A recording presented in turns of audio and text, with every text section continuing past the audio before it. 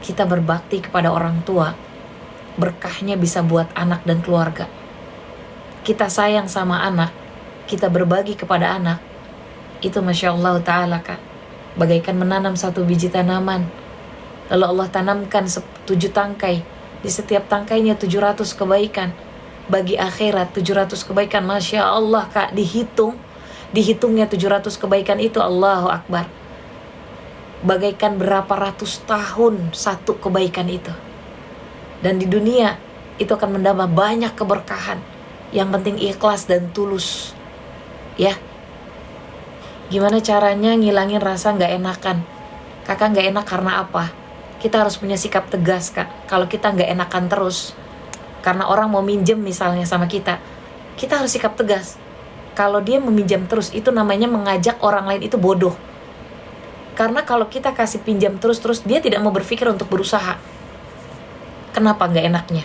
Bagaimana suami meninggalkan sholat sebelumnya rajin, tapi sekarang ditinggalkannya? Suami ataupun anak yang pernah meninggalkan sholat, istri yang normal di rumah rajin sholat, gak usah marah-marah Bu, percuma. Yang pertama, kalau ibu marah-marah sama bapak karena dia gak sholat, ibu cukup mengingatkan aja.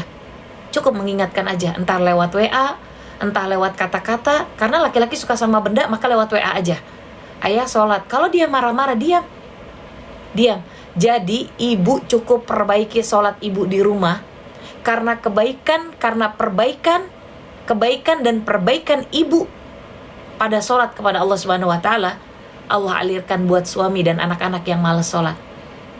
Karena kalau ibu marah-marah, ibu cuma naik tensi. Ibu marah-marah, kerutan nambah. Ibu marah-marah, ibu tambah jelek. Dilihat sama suami, kamu marah aja kerjanya, berantem. Nah, lebih baik ibu diam. Diam bukan berarti kalah. Diam lebih baik daripada marah-marah di rumah. Karena setan suka Kak di rumah tangga tuh. Berantakin rumah tangga tuh setan suka. Dia pengennya amarah aja semuanya. Mi, aku sudah baca Al-Quran dengan tayamum, boleh kami? Kenapa tayamum? Karena sakit. Kalau tayamum karena sakit tidak diperbolehkan kena air, boleh. Tayamum kalau tidak ada air itu boleh. Tidak bisa sembarangan tayamum. Bener Nian Mi, bagaimana menyikapi tentang berita lampu mati, PDAM mati dalam 1 minggu? Wallahu a'lam. Kak, kalau memang itu mati, bisa jadi sedang ada perbaikan. Kita positive thinking, do not negative thinking. Positive thinking aja. Karena kalau tidak dipadamkan sebagian, itu bisa menyebabkan kebakaran. Itu yang saya tahu. Sebaiknya memang dipadamkan sementara. Ya Kak? Iya kesel Mi, kalau anak susah sholat, boleh kita kesel. Yang penting kita sudah berusaha mengajak anak untuk tidak putus asa. Karena kita sedang diuji Kak, sama pasangan, diuji sama anak. Anak itu cuma titipan. Ketika kita diuji, kita punya rasa sabar, tapi kita kembalikan kepada Allah, itu pahalanya luar biasa gede.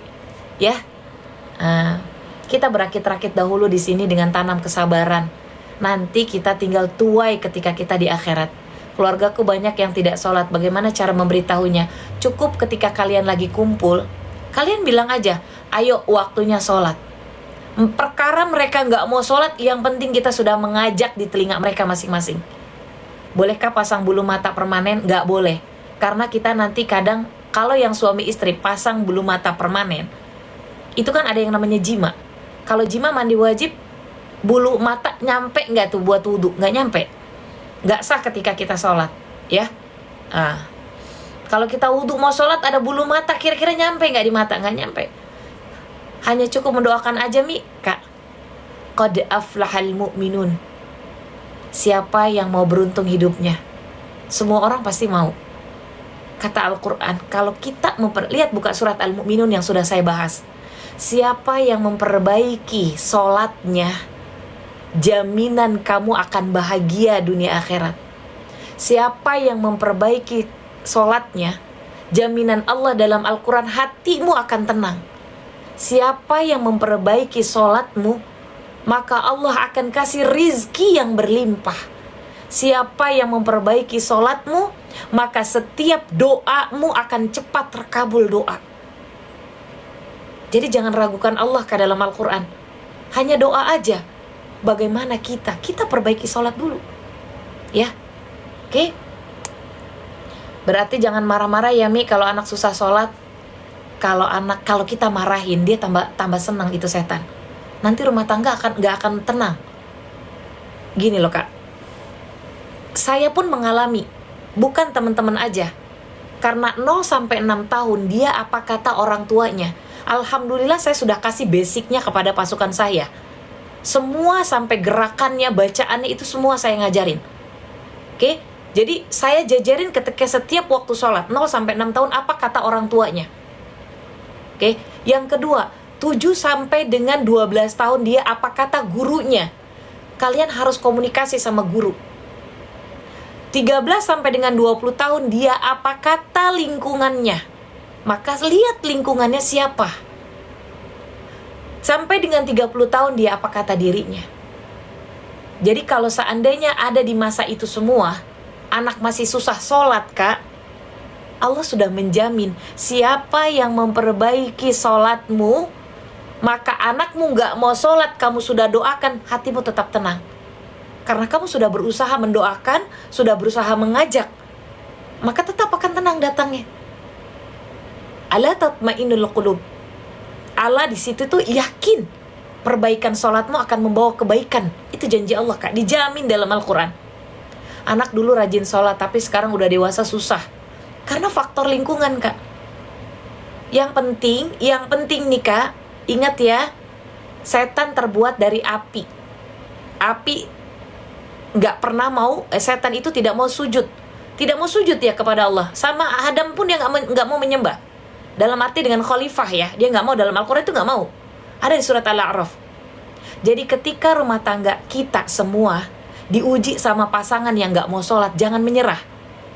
Doakan saja. Perkara dia gak mau sholat, yang penting kita sudah mengajak. Orang yang gak mau sholat, kemarin di surat Al-Mudathir, apa hukumannya? Neraka sakor. Maka kita kalau gak pengen anak dan suami masuk ke neraka sakor, ya kan?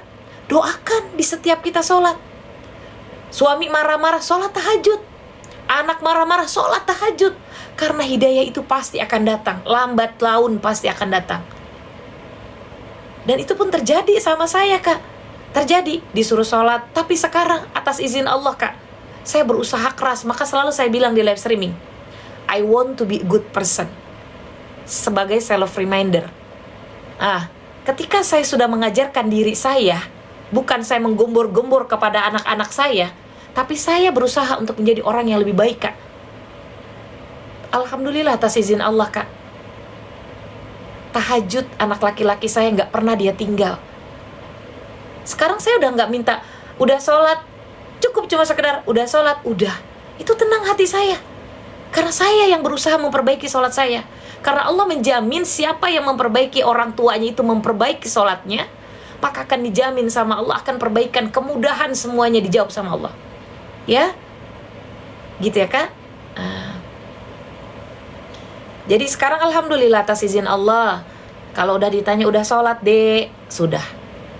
Bahkan bangun dia sudah pasang alarm, dia tahu kalau ini, saya doakan di setiap ruku saya. Gini Kak, kalau teman-teman belum paham tentang perbaikan sholat, Masya Allah Ta'ala Kak, sebelum kalian sholat, kalian fahami dulu kenapa takbir, kenapa sedekap, kenapa baca surat Al-Fatihah, kenapa ada surat pendek yang mengiringi masalah kita, kenapa kita harus ruku, kenapa kita harus sujud. Dan itu sudah sering saya praktekkan di live streaming saya. Ketika teman-teman membaca surat Al-Fatihah, teman-teman boleh berdoa di dalam hati. Kalau bacaan teman-teman baik dan benar, maka selalu saya bilang, prepare sebelum kalian sholat, baca baik-baik itu surat Al-Fatihah. Karena Al-Fatihah itu saatnya kita diajak ngobrol sama Allah Kak. Saatnya kita diajak ngobrol sama Allah.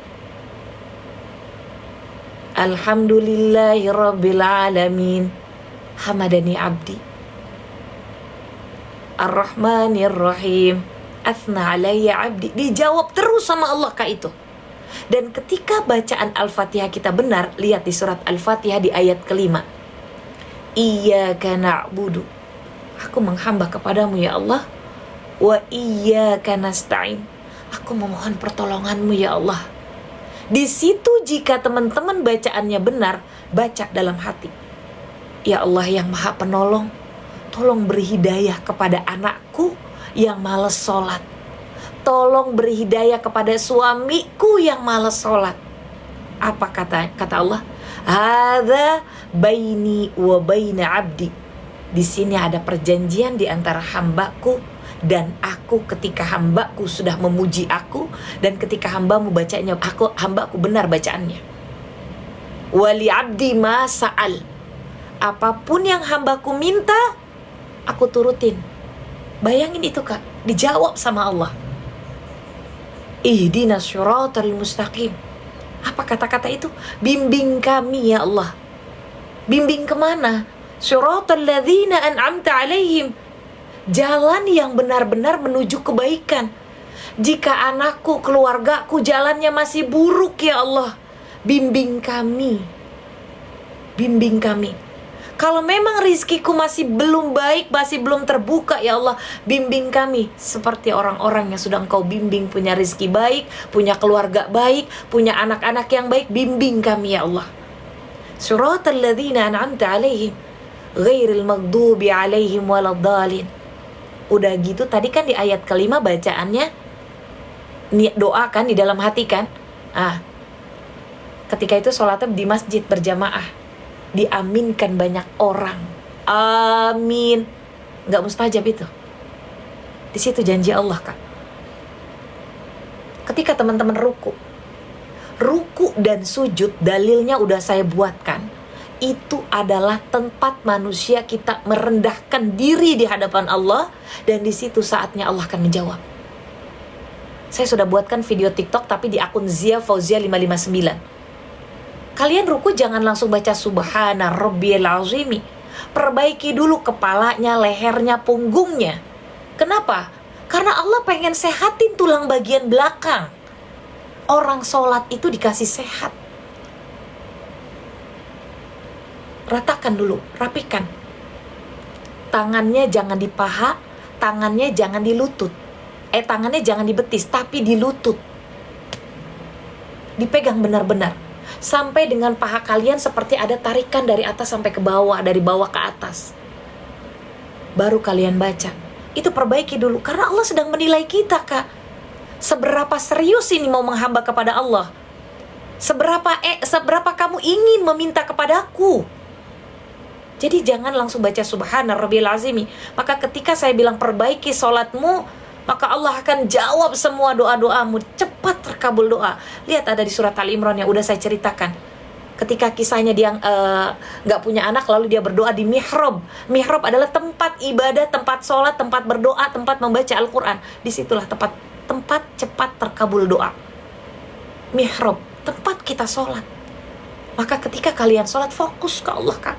Gimana caranya kalau kita suka mikirin yang lain-lain? Tolong perbaiki wudu'mu, maka Allah akan perbaiki sholatmu. Akan terjadi kekhusyuan ketika kita benar-benar wudunya diperbaiki. Pakaiannya jangan dari yang haram. Jangan. Cari pakaian yang benar-benar dari yang halal. Kita mau menghadap kepada Allah Kak. Oke? Subhana. Lihat di situ Kak. Allah Maha Suci. Nanti kalian tolong bayangin. Sambil kalian bilang subhana, ya Allah Engkau Maha Suci. Kita ini Kak hanya terlahir dari setetes nutfah, setetes mani. Subhana, Allah Maha Suci. Rabbiyal, Rob itu yang merawat kita. Bayangin dari setetes mani dalam surat Al-Mu'minun, ditempelkan di rahim seorang ibu menjadi segumpalan darah, menjadi daging. Setelah daging menjadi tulang, tulang ditutup lagi sama daging. Itulah awal penciptaan manusia. Ada di surat Al-Mu'minun. Rabbana, Subhana, Rabbiyal Azim. Allah Maha Agung. Allah Maha Agung Kak. Suamimu, anakmu yang bandel banget menurut kamu, Allah Maha Agung. Berdoa di dalam hati saat teman-teman ruku. Dalilnya udah saya buatkan dalam Al-Quran. Kalian boleh kepoin aja. Saat ruku dan sujud, Itu ada dalam Al-Quran. Jadi ketika itu kalian baca, ya Allah ya Ghafar, minta maaf dulu. Maafkan saya ya Allah. Ngobrol sama Allah, bilang pada saat ruku. Itu kita lagi menghamba. Tadi sudah dibilang di ayat kelima, Iyyaka na'budu, aku menghamba kepadamu ya Allah. Wa iyyaka nasta'in, aku memohon pertolonganmu. Siapa yang menghamba kepada aku akan kasih pertolongan. Apapun masalah kalian, tumpahkan pada saat ruku. Tumpahkan pada saat ruku. Boleh berlama-lama, tapi di dalam hati. Ya Allah ya Ghafar, saya punya salah, maafin saya ya Allah. Ya Allah, saya pengen, ya Allah ya Hadi, Engkau maha memberi petunjuk. Beri saya petunjuk buat anak-anak saya dan suami saya yang susah banget buat sholat ya Allah. Saya boleh capek ya Allah, bolehkah saya capek ya Allah?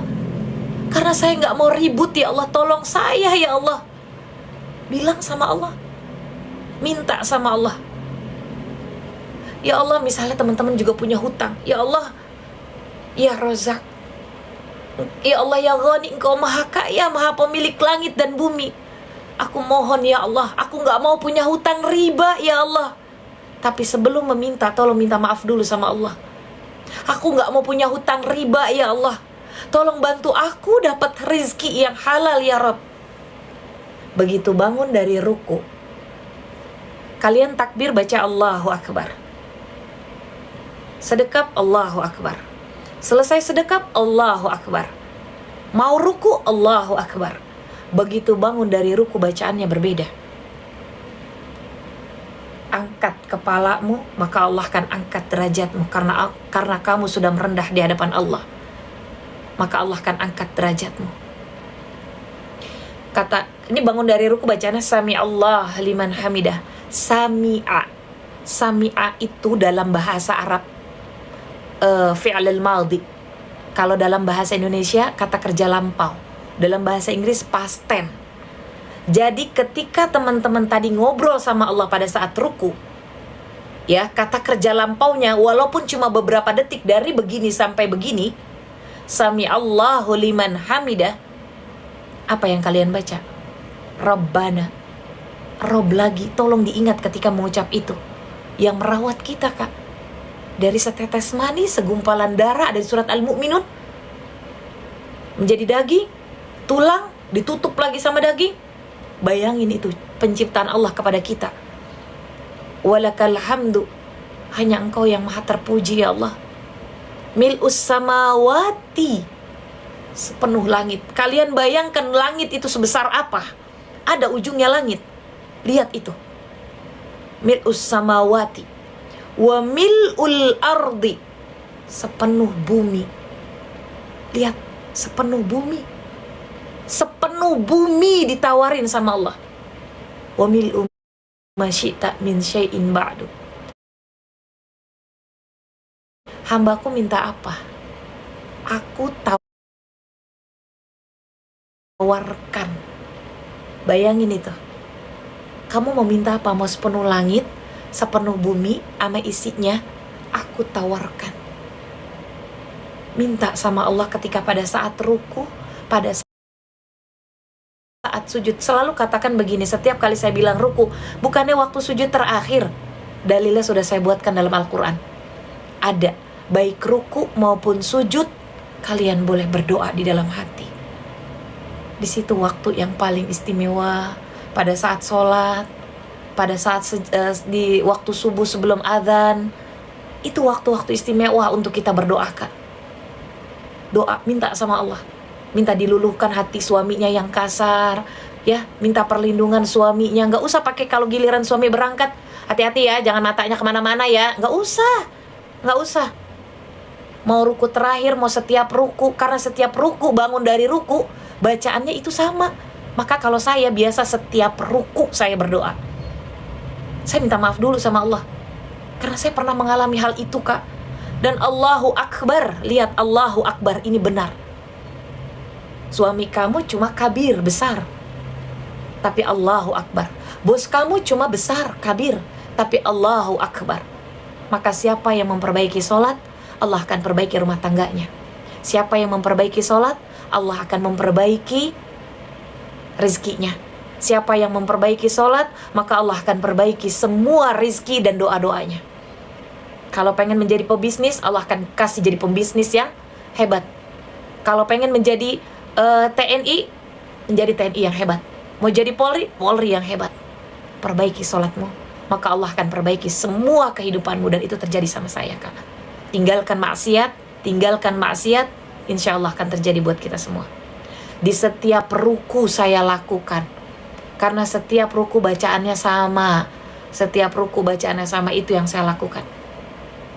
Mau dia, saya kadang lama saya kalau ruku, lama saya ruku, karena saya mau minta sama Allah.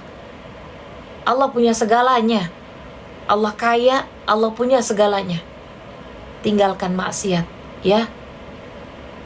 Jadi bukan hanya ritual aja, Kak. Saya mengalami itu semua. Ketika saya punya masalah, tidak ada satu orang pun yang mendengarkan saya, tapi Allah ketika saya memohon kepada Allah, Allah tawarkan, kamu mau minta apa? Dan itu nyata, real sama kehidupan saya. Kalau sujud itu di sujud terakhir. Kalau ruku, pada saat ruku baca doa pakai bahasa Indonesia kalian sendiri boleh. Pada saat ruku silahkan baca apapun, tapi di dalam hati. Bagaimana cara meninggalkan gibah? Gimana caranya? Kak, tolong diingat ketika mau ngegibah, comot mulutnya. Kalian udah mau ngegibah nih, comot mulutnya. Comot. Ingat, kalian akan dipaksa untuk memakan daging bangkai saudaranya. Kalau kalian sering ngegibah. Daripada ngegibah, mendingan baca Al-Quran. Kalau berjamaah ikut imam, cukup sekedarnya aja minta maaf dulu sama Allah. Nanti di ruku yang berikutnya minta lagi sama Allah. Ruku yang berikutnya lagi minta lagi sama Allah. Setiap ruku saya lakukan, gak? Setiap ruku saya lakukan. Entah yang mana ruku yang mana diterima sama Allah. Dan itu terjadi, Masya Allah, luar biasa buat saya. Anaknya menurut kalian jud'ol. Doa, minta sama Allah, Kak. Kekuatan doa seorang ibu, Kak. Masya Allah. Sholat duduk sama, rukunya tetap berdoa. Sama, bisa, karena sakit kan, bisa. Saya banyak utang tapi tidak punya pekerjaan.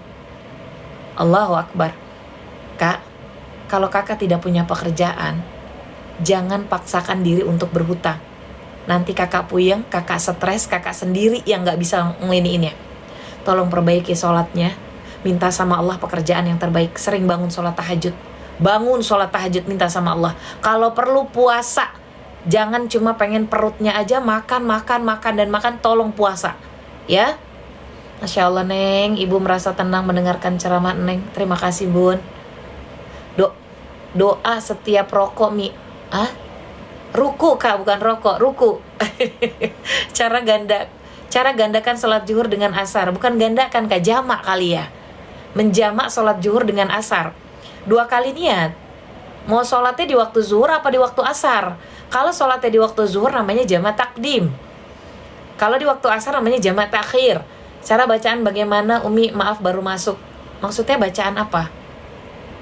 Neng, hati Ibu juga adem banget. Masya Allah, Masya Allah. Sehat selalu ya, Bu. Oke, Mi mau tanya boleh. Kalau sunat zuhur 4 rakaat, caranya gimana? Oke, dengarkan saya yang namanya sholat qobliyah dan ba'diyah. Qobliyah artinya sebelum, tapi pelaksanaannya setelah azan. Ba'diyah artinya sesudah, tapi pelaksanaannya sesudah sholat fardu. Dalilnya begini, man sholla, siapa yang sholat ithnata asyrata, 12 rakaat fi yaumin wa laylatin, yang mengiringi salat fardu, bunyanahu baitan fil jannah, Allah bangunkan istana di surga kalau dia konsisten qobliyah dan ba'diyah. Ada qobliyah subuh 2 rakaat, khairum minad dunya wa ma fiha. Kejar qobliyah subuh kalau mau dikejar-kejar sama dunia dan akhirat. Qobliya zuhur 4 rakaat, 2 salam. Siapa yang melaksanakan konsisten qobliya zuhur dan ba'diyah zuhur 2 rakaat, haramallahu jasadahu 'alan nar. Allah haramkan jasad kamu dari api neraka. Lalu ba'diyah maghrib 2 rakaat, ba'diyah isya 2 rakaat. Itu namanya salat sunnah rawatib yang mengiringi salat fardu yang Allah akan bangunkan istana di syurga.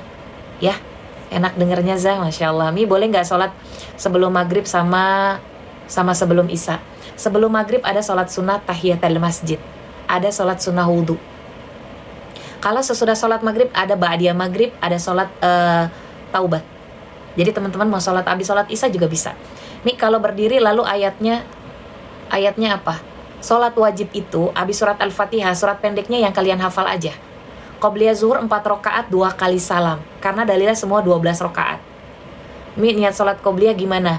Contoh subuh, usolli sunnatan qobliyah subhi raka'ataini lillahi ta'ala. Saya niat sholat sunnah qobliyah subuh 2 rakaat karena Allah Ta'ala. Ingat ini masih bulan Rajab.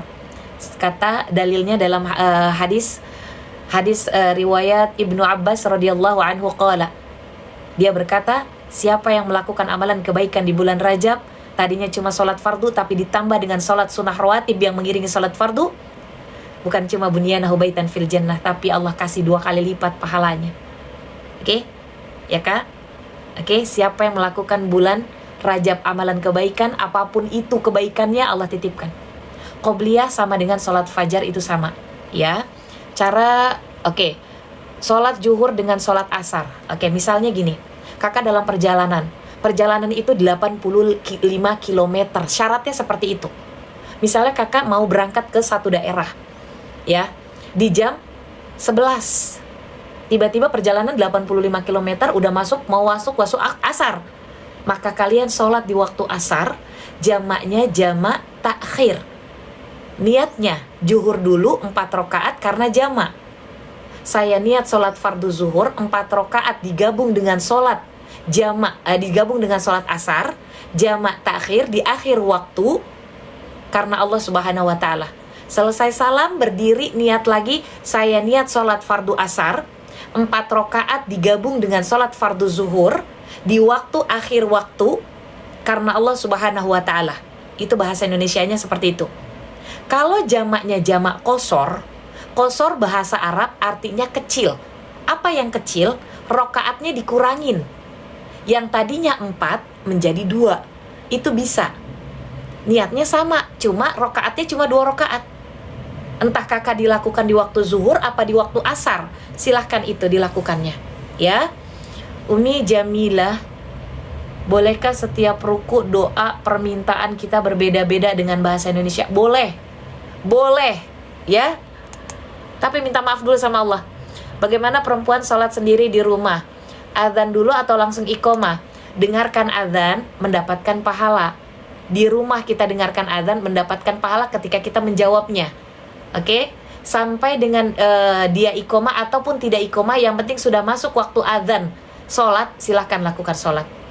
Boleh nggak ditayamum di atas mobil? Soalnya macet di perjalanan. Boleh. Sholat duha terakhir sampai jam berapa? Jam 11 Kak, kalau di Jakarta. Sholat fajar itu dilaksanakan setelah adzan subuh. Sholat fajar adalah sholat qobliyah subuh dan sholat fardu subuh. Dilaksanakannya setelah adzan subuh. Ya, Umi saya punya hutang, doa apa dosa saya diampuni? Gini Kak, orang yang punya hutang, tolong stop ya Kak, jangan pengen hutang lagi. Karena setan akan terus membujuk hambanya Allah sampai hari kiamat supaya kita puyeng dan stres. Kalau udah punya hutang, tolong hentikan, jangan pengen berhutang lagi. Saya nggak mau follower saya itu puyeng gara-gara utang. Nggak punya, cukup apa adanya aja. Karena kalau sudah terlilit hutang, ya Kak, nggak bisa bayar sampai hari kiamat ditagih. Ingat neraka Hawiyah, ingat neraka Sakor, ingat neraka Jahanam, semua akan dikumpulkan buat kalian yang punya hutang tidak mau dibayar. Ingat ya, kalau sudah ingat punya hutang, tolong jadi diri sendiri aja. Nggak usah pakai pengen berhutang apa adanya. Contoh, misalnya kakak nggak punya makanan apa-apa, ya. Bahkan nasi sama tempe itu nggak bikin kalian mati kelaparan, nggak. Atau cukup minum air putih, berpuasa. Ya Kak, nanti akan berpikiran positif Kak kalau kita puasa itu. Ya. Nah, sambil berpuasa, buka puasa, di situ ada doa mustajab. Minum batalin, bilang sama Allah, ya Allah, saya sudah berpuasa kepadamu ya Allah. Saya berpuasa karenamu ya Allah. Ampuni dosa saya ya Ghafar. Saya mohon ampunmu ya Allah. Saya pengen bekerja dan punya pekerjaan yang halal. Saya nggak mau punya hutang. Setelah itu sholat. Di situ ada doa yang mustajab ya. Mi, kalau doa mustajab di antara adzan dan iqomah betul. Mau di rumah, mau di dimanapun itu iya. Kalau ikut arisan dosa nggak Mi? Tergantung. Kalau ikut arisannya buat ria atau pamer itu dosa. Kalau ikut arisannya buat hal yang positif itu nggak apa-apa. Contoh di daerah saya nggak pernah ketemu tetangga saya, jarang banget, dalam 1 tahun mungkin bisa 2 kali ketemu. Arisannya cuma buat bayar got, arisannya buat bayar, jadi anggap aja sedekah.